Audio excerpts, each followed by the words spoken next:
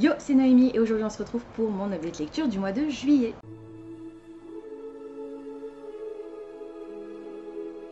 Comme d'habitude, on va commencer par quelques statistiques. Au mois de juillet, j'ai lu 10 livres. Sur ces 10 livres, j'en ai lu 10 en version physique, donc je les ai tous lus en version physique. Et il y en a un que j'ai couplé avec la version audio. Ça me fait un total de 3232 pages, ce qui est mon deuxième mois le plus productif après le mois de février, ce qui représente approximativement 104 pages par jour, avec une moyenne de 4 étoiles sur 5, et j'ai intégré 5 livres à ma palle, je n'en ai supprimé aucun sans l'avoir lu. Le premier livre que j'ai lu au mois de juillet, c'était Les Pérégrinations fantastiques de Sir Pebbleton, carnet d'un explorateur ambitieux de Axel Descamps. Il était dans ma palle des cartes parce que j'étais tombée sur la case Welcome to Hell qui m'obligeait à sortir le livre le moins bien noté de ma pile à lire, et c'était celui-ci. Il ne mérite pas son statut de moins bien noté dans ma palle parce que je l'ai adoré, et en fait c'est le livre qui a reçu la meilleure moyenne de tout mon mois de juillet. Je lui ai mis 19 sur 20 sur Livre Addict, 5 étoiles sur Goodreads, et dans Copile il a atteint la moyenne de 9,57.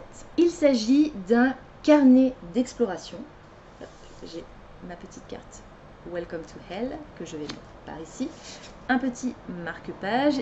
Il s'agissait de la contrepartie d'une campagne de financement participative Ulule.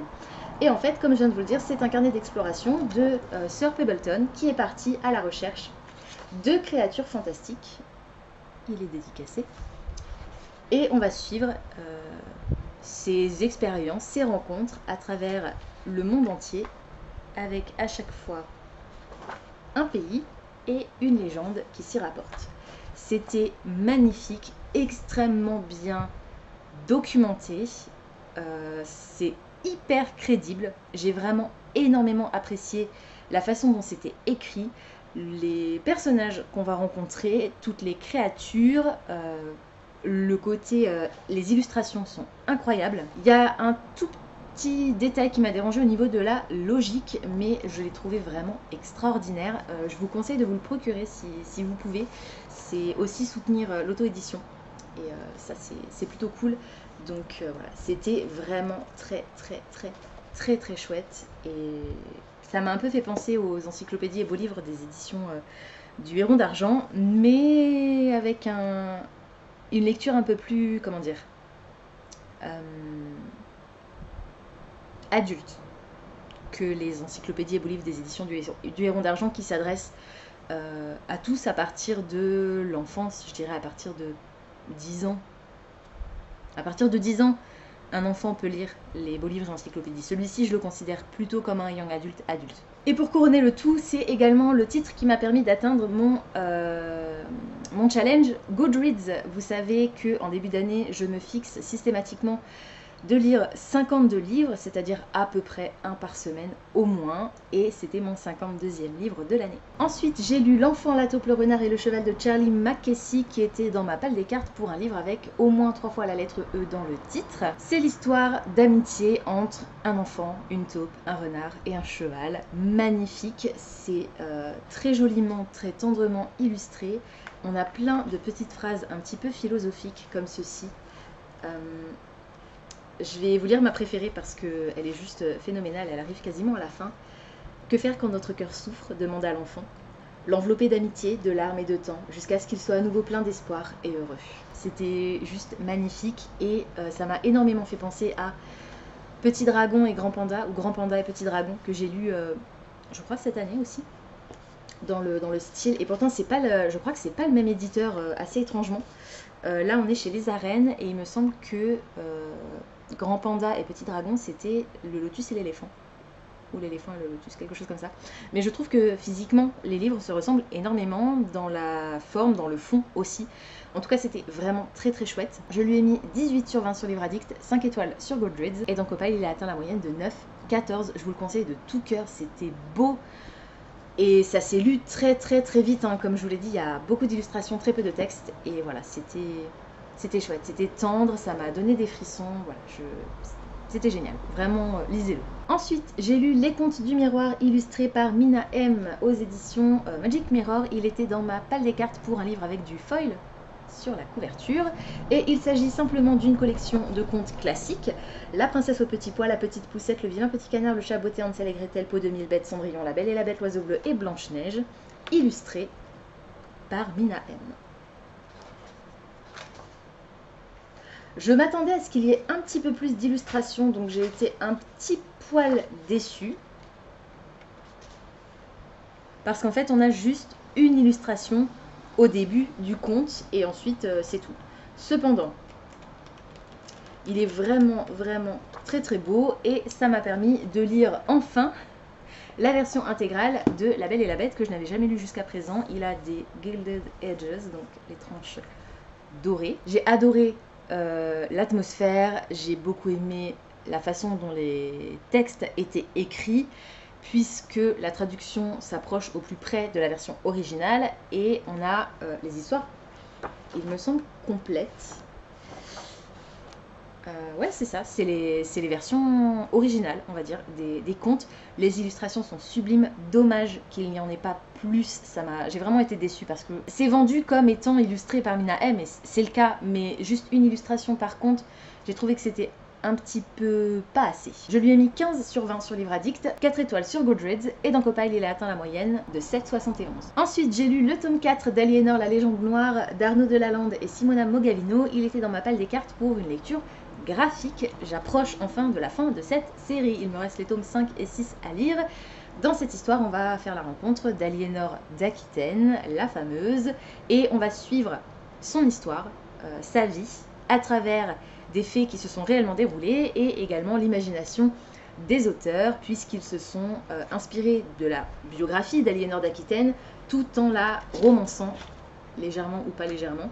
Ce que j'aime beaucoup dans cette histoire, c'est qu'on a toujours un récap des événements des tomes précédents et le dessin est assez classique, mais j'aime énormément découvrir l'histoire à travers cette bande dessinée, cette période et ce personnage principalement, mais Les Reines de Sang, c'est une série, une collection qui a adapté la vie de beaucoup d'héroïnes, pas forcément d'héroïnes, mais de personnages féminins très célèbres tout au long de l'histoire et à plusieurs époques différentes. Donc quand j'aurai terminé Aliénor, je me pencherai sérieusement sur les autres femmes de cette collection, sachant que pour l'instant c'est la seule série que France Loisirs a éditée, parce que je les ai tous dans l'édition France Loisirs, donc j'espère qu'ils vont éditer les autres. En tout cas, ce tome, je l'ai bien aimé, je lui ai mis 15 sur 20 sur Livre Addict, 4 étoiles sur Goodreads, et dans Copile, il a atteint la note de 7,57. Je ne peux pas vous dire grand chose par rapport à ce tome principalement, mais on a une énorme évolution du personnage d'Aliénor dans celui-ci, et ça m'a plutôt plu. Ensuite, j'ai lu N'habite plus à l'adresse indiquée de Nicolas Delesalle. Il était dans ma palle des cartes parce que je l'avais pioché dans la pile Take a Chance. Hop, voilà. Et c'était un des livres les plus courts de ma pile à lire. On va faire ici la rencontre de plusieurs personnages, mais cette histoire est narrée du point de vue d'un personnage qui est en fait un personnage secondaire, qui a assisté à la déchéance d'une femme qui est factrice tout comme lui et qui a commencé à recevoir des lettres anonymes. Alors, le résumé me faisait soupçonner un roman feel-good avec cette factrice qui reçoit des lettres anonymes et qui s'indigne parce que, étant donné qu'elle est factrice, comment est-ce possible qu'elle reçoive des lettres anonymes, des lettres d'un admirateur secret qui vraisemblablement est fou amoureux d'elle. Et donc ça commençait plutôt bien. Et en fait, cette histoire raconte la descente aux enfers de cette femme. Donc ce n'est pas du tout un roman feel-good, on a même des thématiques assez graves qui sont abordées. Quelques trigger warnings, on va parler de harcèlement moral, on va parler de deuil. C'était dur, mais c'était intense et c'était tellement bien écrit que j'ai envie de découvrir tous les autres récits de l'auteur. J'ai adoré les personnages, j'ai adoré l'atmosphère, l'écriture était parfaite. L'histoire de base du coup n'étant pas celle à quoi je m'attendais, j'ai été surprise, mais pas désagréablement. J'avais absolument envie de savoir la fin, donc le côté intriguant, parfait. La logique qu'a mise l'auteur dans son histoire est vraiment hyper bien pensée et j'ai adoré ma lecture du début à la fin. Je lui ai mis 18 sur 20 sur Livre Addict, 5 étoiles sur Goodreads et dans Copile il a atteint la note de 9,29. Je vous conseille vraiment cette lecture, d'autant qu'on n'en entend pas énormément parler et l'auteur n'est pas non plus un auteur hyper connu, enfin je ne crois pas. C'était vraiment chouette, vraiment je vous le conseille, mais attention, je veux pas trop vous en dire pour ne pas trop vous en dévoiler, mais c'était vraiment intense. Et voilà, ne vous fiez pas à la 4e de couverture qui laisse supposer, ou à la couverture toute seule qui voilà, laisse supposer quelque chose d'assez léger. Non, non, c'est vraiment assez sombre. Ma prochaine lecture au mois de juillet, c'était Babel, et c'est un tome 1, écrit par Aweka. Il était dans ma palle pour un livre avec un titre en un seul mot. C'est de la science-fiction, du coup je ne savais pas trop à quoi m'attendre. C'est un mélange entre Ready Player One et Hunger Games, on va dire.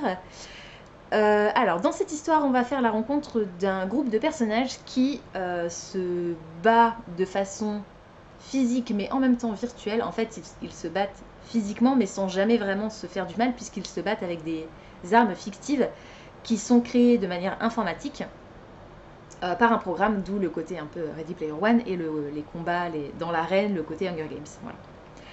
Donc on est dans une société qui a complètement évolué, en fait la planète n'est plus du tout habitable et le dernier bastion de l'humanité se situe à Babel, qui est cette cité protégée par un dôme des tempêtes électromagnétiques qui sont tout autour de ce dôme et qui rendent la Terre inhabitable. Et donc on a créé les jeux, le Light Game, qui est une compétition de, comme du laser game, mais en un peu plus violent quand même, et les joueurs ont tous un programme informatique implanté en eux qui leur donne certaines caractéristiques au niveau du type d'attaque qu'ils peuvent produire. Toutes ces attaques sont liées aux éléments. L'eau, l'air, le feu, la terre et l'électricité. Alors, je m'attendais pas du tout à apprécier cette histoire parce que Hunger Games et Ready Player One, c'est deux univers qui m'intéressent pas. Parce que la science-fiction, je pensais que ce n'était pas pour moi. Apparemment, j'avais tort. C'est quand même le deuxième roman de sci-fi que je lis et que j'aime énormément. Je lui ai mis 16 sur 20 sur Livre Addict, 4 étoiles sur Goodreads, et dans Copile, il a atteint la note de 8,14. J'ai beaucoup aimé les personnages, j'ai apprécié l'atmosphère, j'ai énormément aimé le style de l'autrice. L'histoire de base m'intéressait pas spécialement, par contre j'étais hyper intriguée de savoir ce qui allait se dérouler à la fin. J'ai trouvé que tout était plutôt logique et de manière générale j'ai passé un super moment avec cette lecture. À la fin, on a quelques illustrations des personnages, des lieux qu'on va rencontrer. Chacun de nos personnages est lié d'une façon à laquelle on ne s'attend pas forcément au départ. J'ai trouvé que c'était extrêmement complet comme récit et on a un énorme cliffhanger. Je vous ai dit que je l'avais beaucoup aimé. Cependant, je ne vous conseillerais pas de lire cette histoire. Alors je sais que ça peut être très frustrant parce que du coup je vous ai dit que c'était vraiment chouette, très bien écrit, très complexe, complet. Je trouve que pour un premier roman, parce que je crois que c'est le seul qu'elle a jamais écrit, et c'est d'ailleurs pour ça que je ne vous le conseille pas, c'est vraiment très bon. Le problème étant que si vous faites une recherche sur ce titre, vous n'allez le trouver nulle part, à part sur Livre Addict ou Goodreads parce qu'il est enregistré comme étant un livre, Babelio, etc. Mais vous n'allez pas trouver l'éditeur, vous n'allez pas trouver l'autrice, et on n'a absolument aucune information sur la suite potentielle, alors que qu'il est très clair que c'est un tome 1. Il est paru en 2018. Et comme dit, l'agence Célène, qui est l'éditeur, n'apparaît nulle part. J'ai fait des recherches hyper approfondies, je ne l'ai trouvé nulle part. C'est la version collector qui a été éditée spécialement pour la Million Livre Box. Et je suis très frustrée du coup, parce que j'ai adoré cette histoire et je n'aurai vraisemblablement jamais la suite. Comme dit, l'autrice est introuvable, l'éditeur est introuvable, c'est une catastrophe. Je trouve que c'est inadmissible. Qu'il n'y ait même pas un site de l'éditeur ou une page Facebook ou quoi pour dire bah voilà les éditions ferment ou... Non, rien. Aucune information. Pas le moindre mot sur une suite potentielle ou sur ce qui fait que ce livre existe aujourd'hui. C'est triste, c'est très triste. Voilà. Donc c'était génial, mais je vous conseille pas de le lire si vous voulez pas être frustré comme moi. Ou alors, si certains d'entre vous ont un peu plus d'informations sur une suite éventuelle ou sur la façon de contacter l'autrice ou l'éditeur, n'hésitez pas à me le dire en commentaire parce que ça m'intéresse. Ensuite, la prochaine lecture que j'ai faite au mois de juillet, c'était L'Aube Obscure, le tome 3 de Nevernight de Jake Kristoff. C'était le dernier tome de la série, ça me permet de compléter une série. Yes, il était dans ma palle des cartes pour une série terminée. C'est le tome 3, le dernier, donc évidemment c'était une série terminée et je l'ai lu en lecture commune avec Diane, comme j'ai lu les tomes 1 et les tomes 2 en lecture commune avec Diane. Dans le tome 1 de Nevernight, on va faire la rencontre de Mia Corveret, qui est une jeune femme qui a décidé d'intégrer une école d'assassins pour se venger des gens qui ont mené sa famille à sa perte. Sa mère,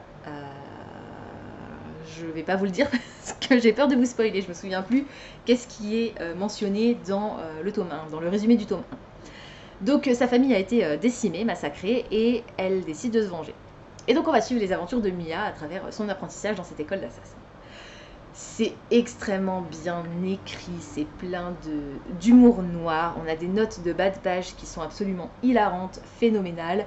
Un narrateur dont on ne connaît pas l'identité jusqu'à ce tome 3, on sait enfin qui raconte ses histoires, pas la personne à laquelle je m'attendais. Mais je suis trop contente. On a des sidekicks, Eclipse et Gentilhomme, le chat fait d'ombre, qui sont absolument incroyables.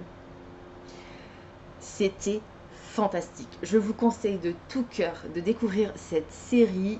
Alors, ce sont des pavés à chaque fois, mais ça se lit à une vitesse phénoménale et on n'a pas envie de s'arrêter et tous les personnages sont incroyables. C'est le tome 3 d'une série de high fantasy, donc forcément attendez-vous à ce qu'il y ait des pertes énormes. Oh mon dieu, mon petit cœur n'a jamais autant souffert, je crois, qu'à travers ces 3 tomes. Je lui ai mis 18 sur 20 sur Livre Addict, 5 étoiles sur Goodreads, et dans Copal il a atteint la note de 9,29. Ce n'est pas le mieux noté de toutes mes lectures du mois de juillet, mais c'est mon livre préféré du mois de juillet. J'ai également découvert dans ce roman l'épitaphe que j'avais envie qu'on inscrive sur ma tombe, puisqu'il est énormément question dans cette série de livres et d'une bibliothèque très particulière. C'était trop bien, c'était trop bien, je suis contente d'être arrivée au bout de cette série et en même temps je suis triste parce qu'il n'y en aura plus, mais je sais qu'un de ces 4, je sais pas quand, dans probablement quelques années, on verra si l'envie me prend, je vais me binge-reader toute la trilogie parce que c'était juste incroyable et que c'est le genre d'histoire que j'aurais envie de relire. Voilà, donc c'était incroyable, vraiment, lisez cette trilogie. Ensuite, j'ai lu Spin the Down, le premier tome de la duologie The Blood of Stars d'Elizabeth Lim. C'était ma lecture bonus en VO et je l'ai lu. Oh, je suis trop contente. Et c'était trop bien. Je lui ai mis 17 sur 20 sur Livre Addict, 4 étoiles sur Goodreads et dans Copal il a atteint la note de 8,86. C'est une réécriture de Mulan dans laquelle on va faire la rencontre d'un personnage qui est fille de tailleur.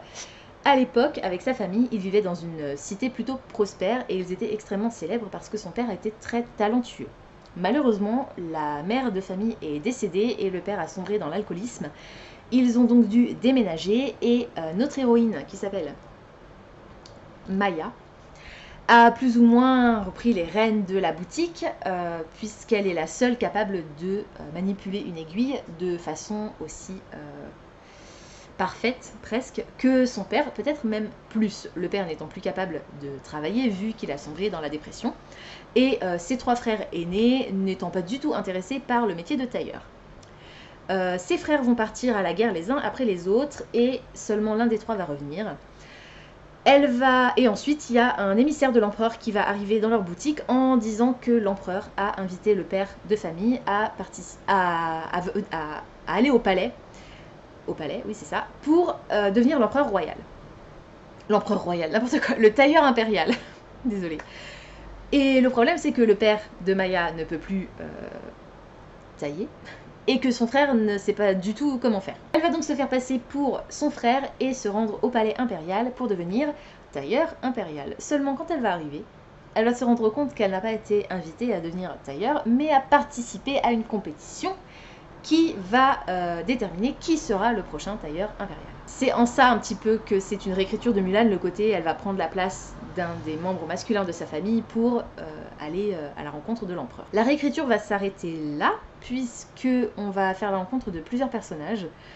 On va avoir Maya, donc, qui va essayer de faire son chemin à travers cette compétition. Et on a une deuxième partie qui va complètement s'éloigner de cette réécriture de Mulan et qui va être une quête d'éléments très particuliers.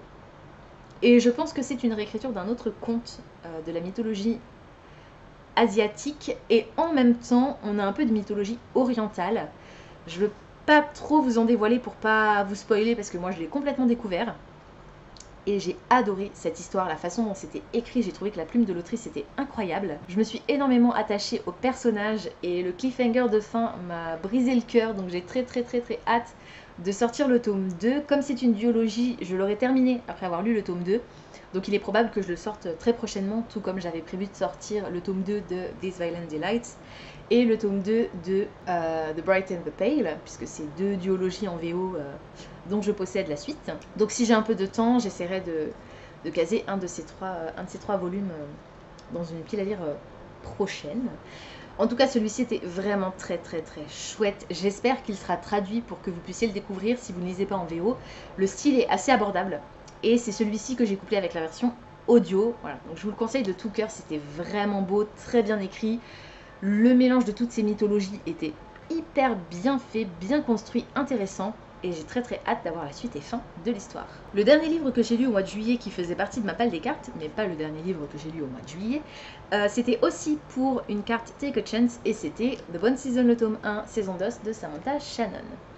C'est une science-fiction fantasy, ça se déroule en 2059, après que le roi Édouard VII en 1800 et quelques soit devenu complètement cinglé et est, d'après la légende, contaminer la population avec son anormalité. Dans cette histoire, on a des clairvoyants, des personnages qui ont des pouvoirs sur l'éther, donc la matière un peu onirique, pas onirique, mais le voile qui sépare les vivants des morts, donc l'éther qui est peuplé d'esprits, de fantômes.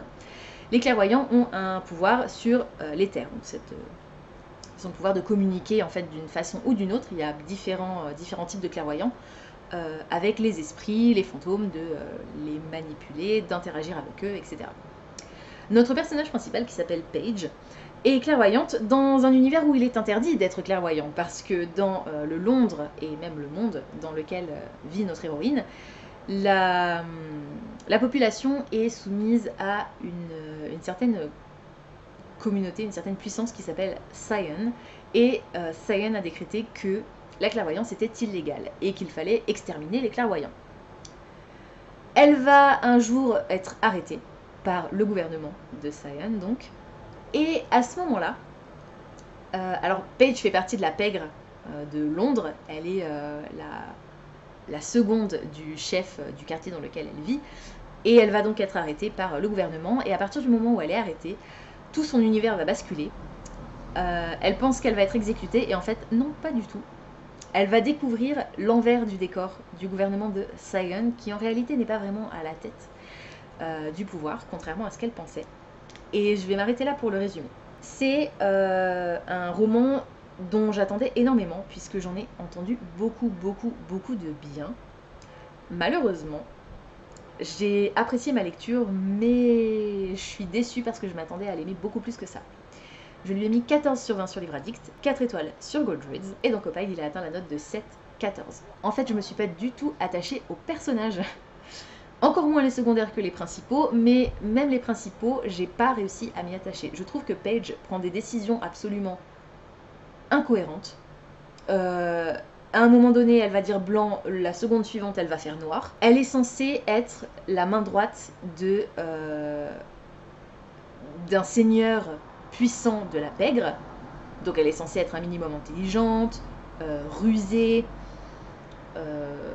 savoir se battre et être discrète. Mais pas du tout.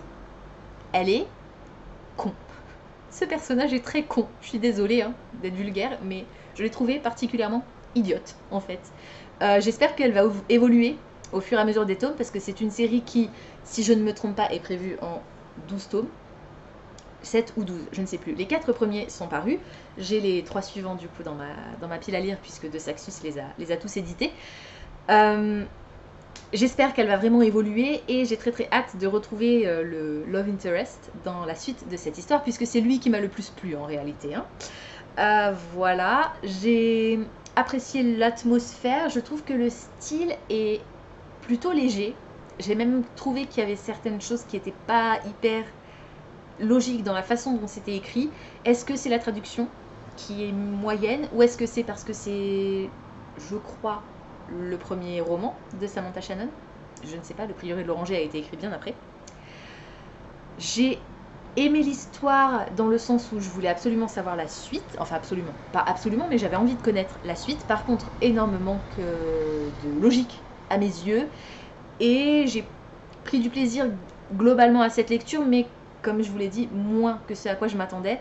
On était censé le lire en 8 jours, de jeudi à jeudi, et en fait je l'ai terminé hier, dimanche, donc j'ai mis 3 jours de plus, 2 jours de plus, non 3 jours de plus. Donc j'ai lu ce livre en une dizaine, 11 jours à peu près. C'était un petit peu laborieux, j'avais pas forcément envie d'y retourner en fait, c'est ça le truc, et surtout j'étais extrêmement fatiguée aussi, donc j'ai très peu lu. Chaque fois que je commençais, il n'y avait pas suffisamment de choses qui me donnaient envie de rester éveillée, et du coup je m'endormais. Bon, c'est aussi que j'étais fatiguée, c'est pas juste le roman qui me fatiguait. Voilà, donc j'ai quand même envie de connaître la suite. Ça se termine d'une manière qui laisse présager que c'est encore un petit peu la merdouille pour nos personnages. Et malgré tout, il y a des personnages secondaires qui m'ont quand même interpellée.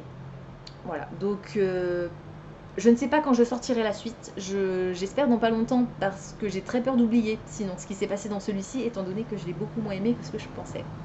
Mais c'était quand même intéressant et l'univers qu'a créé l'autrice est assez complexe. C'est aussi ça que je lui reproche en fait, c'est que au début on a une carte, une description des différents ordres de clairvoyants, et à la fin on a un glossaire. Mais entre les différents ordres de clairvoyants et le glossaire, il y a plein de termes qui ne figurent pas. Et donc on est censé deviner ce que signifient ces termes. Et c'était pas fluide en fait. L'autrice nous donne des infos, on est censé comprendre ce qu'elle veut dire. La plupart du temps, c'est expliqué un peu plus tard dans le récit, mais pas toujours. Donc il y a parfois, c'est très flou.